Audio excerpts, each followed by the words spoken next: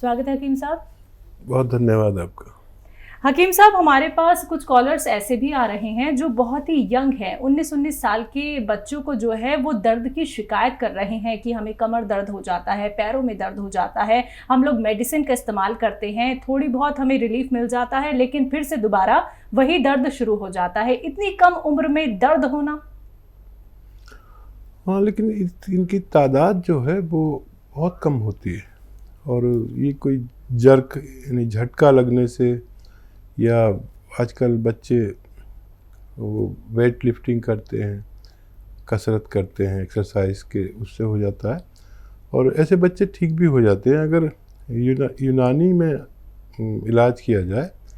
पहले तो क्योंकि ये आर्जी दर्द होता है, किसी भी दवा से, एलोपैथ से भी ठीक हो जाता है। अगर किसी सूरत ठीक ना हो तो यूनानी उन पर बहुत तेज़ी से काम करती है और बच्चे भी ठीक हो सकते हैं।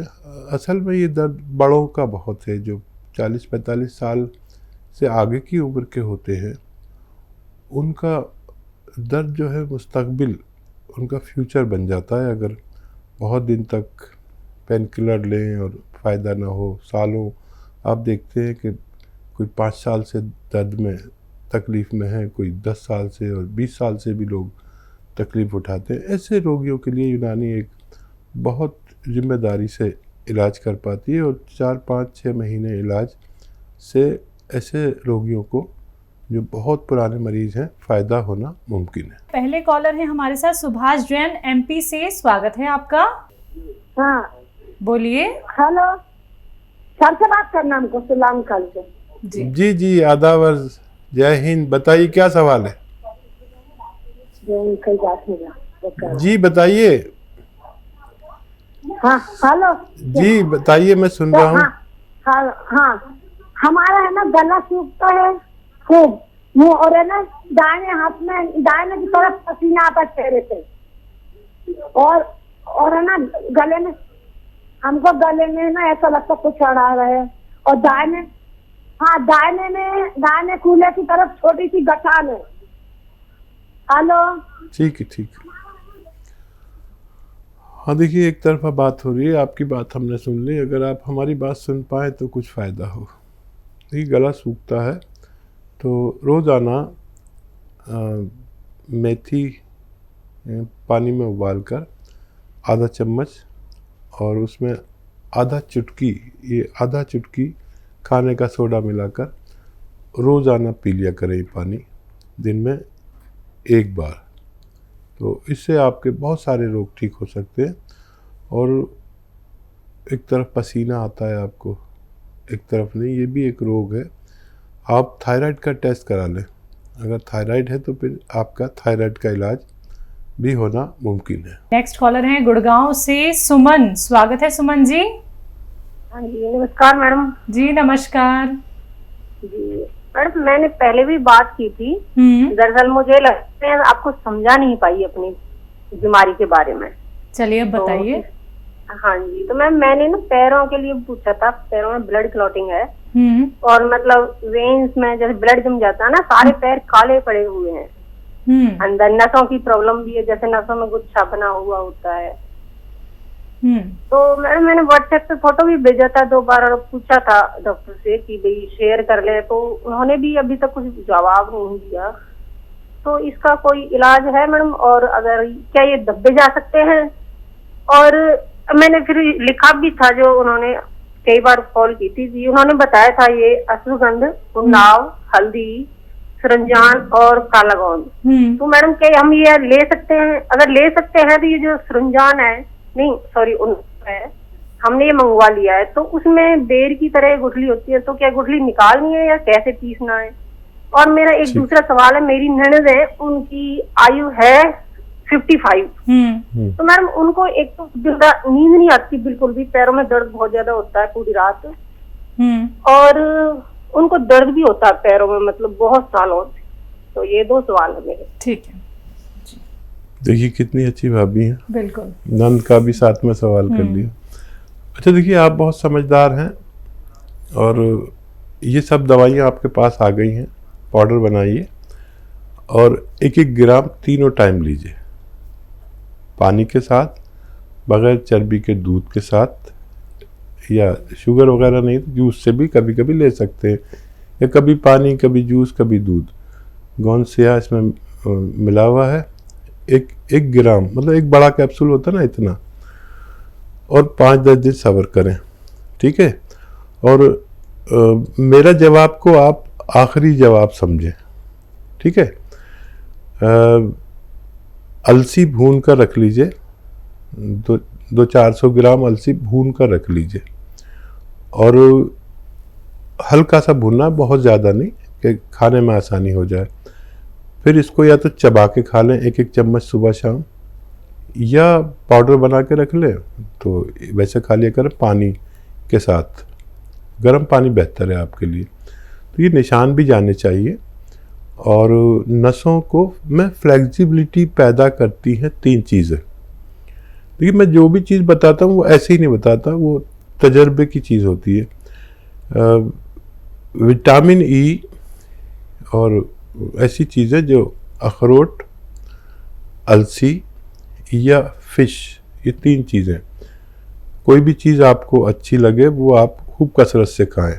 मैंने आपको अलसी बताई क्योंकि मैं सोचता हूँ मेरे साथ गरीब लोग जुड़े हुए हैं, तो अलसी इसलिए बताता हूँ। अगर कोई ऐसा लगता है कोई रईस है तो अखरोट बताऊँ, और कोई ऐसा लगे कि मांसाहारी है तो मैं कहूँ मछली। इन सब में बेहतरीन है, मछली कसरत से खाएं।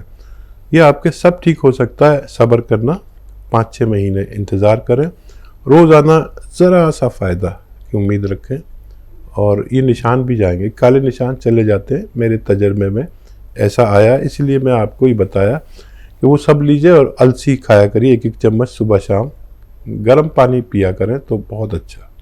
जी, ननंद के लिए उन्होंने पूछा है, पैरों में दर्द रहता है जिसकी वजह से सोने। हाँ, माफ़ कीजिए, आपकी ननंद को मैं भूल गया था। तो जो नुस्खा आप खा रहे हैं सुरंजान और ये गोंद सिया वाला, अपनी ननंद से भी बंटवारा कर लें, या और मंगा के उनको समझा दें, उनको भी इसी तरह लेना है, उनको फ़ायदा मुमकिन है। अगले कॉलर है यूपी से सुरेंद्र कुमार जी, स्वागत है आपका। हेलो जी, नमस्कार। आदाब। नमस्कार, मैं हकीम जी को आदाब है। जी आदाब साहब। हकीम जी, मेरे बहन। हेलो जी, मैं सुन रहा हूँ, बताइए। मेरे बहनों तो उनको 3-4 साल से किडनी की प्रॉब्लम है, जिन्हें हफ्ते में 3 बार डायलिसिस कराना पड़ता है जी। और देखिए, काश आप शुरू में ही वो करते, फिर भी मैं आपकी मदद तो करूँगा कुछ ना कुछ, लेकिन ये नौबत आने से पहले या आते ही यूनानी से संपर्क करना चाहिए। और जिनका डायलिसिस 3 बार होता है परेशान हो जाते हैं, और हॉस्पिटल्स में लाइन लगी भी है। अच्छा, देखिए, ये होता क्यों है, इस पर तवज्जो दें कि हम जब भी कोई दवाएं, गरम दवाएं, एंटीबायोटिक दवाएं, पेन किलर दवाएं खाते हैं, तो उनके साथ कुछ ऐसा नहीं लेते जो हमारी किडनी की हिफाजत कर सके, लीवर की का हिफाजत कर सके। बहुत ज़रूरी है। तो वो दवाएं हमारी किडनी या लीवर पर असर करके जाती ही हैं। अगर किसी ने भी 15 दिन से ज़्यादा लगातार कोई एंटीबायोटिक या पेन किलर का इस्तेमाल किया तो ये असर आ जाता है। तो कभी भी किसी को, ऐसे लाखों करोड़ों मरीज़ हैं जो जिनका जीवन दवा बन चुका है, उनको चाहिए कि कैप्सूल पी केयर भी रोज़ाना 1 बार या 2 बार लिया करें। इससे हमारी किडनी और लीवर और मेन पार्ट्स ऑफ बॉडी की बड़ी हिफाजत रहती है, कैप्सूल पी केयर। और ये लेना शुरू करें आप भी, दिन में 2 बार, और फिर देखें कि कितनी बार आपका डायलिसिस कम होता है। ये क्रिएटिनाइन को डाउन करता है। जिनकी किडनी की गंदगी बढ़ जाती है उसे क्रिएटिनाइन कहते हैं, जिसकी वजह से डायलिसिस कराना पड़ता है। आइए बात करते हैं अगले कॉलर से। स्वागत है आपका, मनु। हाँ सर, नमस्ते नमस्ते मैडम। जी नमस्कार, कहाँ से बात कर रही हैं? सुलेमान जी से, हरदोई से, हरदोई। ठीक है, सवाल हम नोट कर रहे हैं। हकीम जी बहुत काबिल हैं, आप भी बहुत अच्छा साफ बोलती हैं, समझ में आ जाती है आपकी बोली। बोले हकीम जी भी बहुत अच्छे हैं, बिना पैसों के बता देते। तो हमारे मुँह जो है हर महीने हो जाता है, हम नोट कर रहे हैं काफी देर। क्या हो जाता? मुँह महीने में एक बार जरूर हो जाता है, सफेद सफेद छाले अच्छी दाहिने हाथ तरफ निकले हैं दाने, उससे खाते भी नहीं बनता, बहुत दर्द होती है। अच्छा, आयु कितनी है आपकी? आपकी हमारी 45। 45। पेट तो खराब नहीं रहता आपका? जी चूरन लेते हैं, अभी हमने हफ्ते से तेल भी मंगवाया था। आप बहुत अच्छा बताते हैं, हमें फायदा हो जाता है, बता दीजिए। ठीक है, धनिया, सौंफ, मेथी, धनिया, सौंफ, मेथी दाना और सूखा हुआ आंवला, ये 4 चीज़ें सबको बराबर बराबर वज़न लेकर और लें, यानी 200 ग्राम लें। और एक आता है जैतून का नमक, रसायन जैतून कहते हैं, ये नमकीन नहीं होता लेकिन देखने में बिल्कुल नमक लगता है। इसमें 150 ग्राम मिलाकर पाउडर बनाएं और आधा चम्मच सुबह, आधा चम्मच शाम आप खाया करें, आपको फ़ायदा मुमकिन है। अगले कॉलर हैं वाराणसी से शुभम, स्वागत है आपका। नमस्ते, हकीम साहब से बात हो रही है? जी शुभम जी, बताइए क्या सवाल है? हकीम साहब, ये पूछना था कि मेरे पापा जो है थोड़े से चिड़चिड़े टाइप के हैं, तो वो जैतून का सिरका लेने में हिचकिचाते हैं, तो उनको हम खाने में मिलाकर दे सकते हैं? ठीक है, हाँ बेटा दे सकते हैं, जिसमें भी वो पसंद करें। अक्सर मैं तो कहता हूँ कि सब्ज़ी या सालन में मिला सकते हैं, तो वो इतना ख़राब नहीं लगता। वैसे तो ये जायकेदार होता है, खट्टा होता है, और दे सकते हैं आप, उनको फ़ायदा मुमकिन है। हकीम साहब, जो ये जैतून का सिरका है वो थोड़ा खट्टा है, लोगों को कुछ ये भी शिकायत है कि ये इतना खट्टा होता है, हमारा जो गला है वो पकड़ लेता है, तो वो लोग किस तरीके से इसका इस्तेमाल कर सकते हैं? देखिए, किसी भी चीज़ की तासीर को बदलने के लिए, जैसे खट्टा है और ठंडा है, तो इसको बदलने के लिए गर्म चीज़ें इसमें मिला दें। मैं अक्सर बताता हूँ कि अदरक का जूस मिला दें, लहसुन का जूस मिला दें, तो ये गर्म हो जाता है। मतलब गर्म भी नहीं रहता, ठंडा भी नहीं रहता, बीच वाला हो जाता है, दरमियानी हो जाता है, तो उसमें मिला सकते हैं। जिन लोगों को शुगर नहीं है, शुगर भी इसमें मिला सकते हैं, हनी मिला सकते हैं इसमें, और इसे खाने के बहुत तरीके हैं।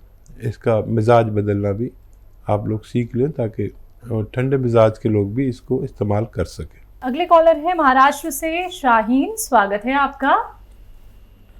हेलो। हाँ जी। तो मैडम, हमको हकीम साहब से बात करनी थी है। जी फरमाइए। शाहीन, मैं बात कर रहा हूँ आपसे। अस्सलाम वालेकुम हकीम साहब। वालेकुम सलाम, जीती रहिए, बताइए। तो हमारे बच्चे की हमने दवा मंगाए थे, कलौंजी का नमक, तो उसकी थोड़ी उसको फर्क हुआ, लेकिन उसकी ना हालत नहीं बन रही। अच्छा, क्या उसकी प्रॉब्लम थी? हालत बनती है उसकी ऐसा दुबला होते हो। ठीक है, उसको फ़ायदा शुरू हो गया है और अभी शुरू हुआ है। ये फ़ायदा होने के बाद उसकी हालत भी बन जाएगी, सेहत बनना शुरू हो जाएगा। और अगर नहीं बने तो वैसे तो ये ख़त्म होते होते सेहत अच्छी होना चाहिए, नहीं तो आप एक और नुस्खा ले लेना, और वो होता है गोंद मोरिंगा, सफ़ेद वाला। ये आधा ग्राम आधा ग्राम पानी में या नारियल पानी मिला के रोज़ देने से उनकी सेहत भी अच्छा होना मुमकिन है।